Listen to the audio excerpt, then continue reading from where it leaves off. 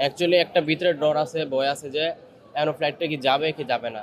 এখন অসুবিধা তো হবেই, কারণ আমাদের তো ওরকম আমরা স্বাবলম্বী ফ্যামিলির লোক না। না দিলে আমার ভিসা ক্যান্সেল হয়ে যাবে। এখান থেকে বলছে যে নেক্সট টাইম আপনি এমবেসির সাথে যোগাযোগ করে তারপরে আসেন। আল্লাহ যদি চায় তার বান্দাকে মক্কা মদিনায় নিবে তাহলে যাব, আল্লাহ যদি না চায় নিবে না তাহলে আমরা যাব না।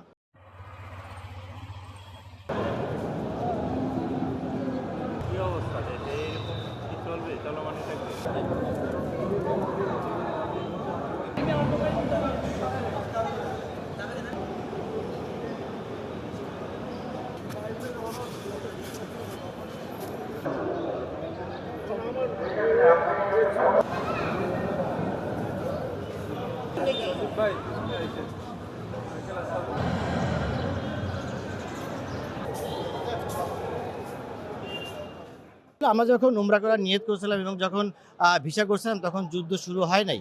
হ্যাঁ, আমরা এই যুদ্ধ শুরু হওয়ার আগেই আমরা নিয়ত এবং ভিসা দুটো একসাথেই করছিলাম। যাক, এখন ভিসা হয়ে গেছে, নিয়ত হয়ে গেছে, তার ভিতরে যুদ্ধ শুরু হয়ে গেছে, তখন সবটাই আল্লাহর পরে ডিপেন্ডেন্ট। ওটা তো কফিলে মানতেছে না, দেখেন মেয়াদ যদি শেষ হয় ওটা তো ওরা জানে। এখন আমাদের তো যদি এখনো কিন্তু শিওর না যে ফ্লাইটটা কি যাবে কি যাবে না। এখন না দিলে আমার ভিসা ক্যান্সেল হয়ে যাবে, যেহেতু আমি ছুটিতে আইছি, এখন বাধ্যতামূলক আমার যাইতে হবে।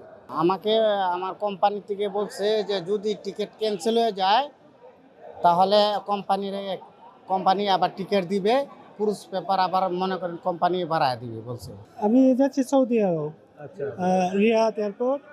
তো আমাদের ফ্লাইটটা ছিল 12টা 25-এ, সেটা টাইমটা চেঞ্জ করে এখন হয়েছে 10টা 10:30।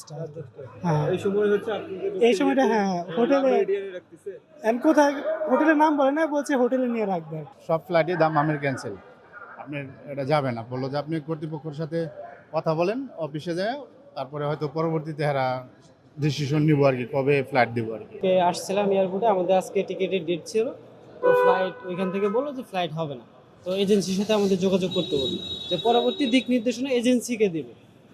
আমরা আসলে আগে ডিসিশন নিয়ে নিছি, এরপরে তো যুদ্ধটা লাগলো, তো মনে একটু তো ভীতি আছে, তারপরে দেখা যাক, আল্লাহ ভরসা।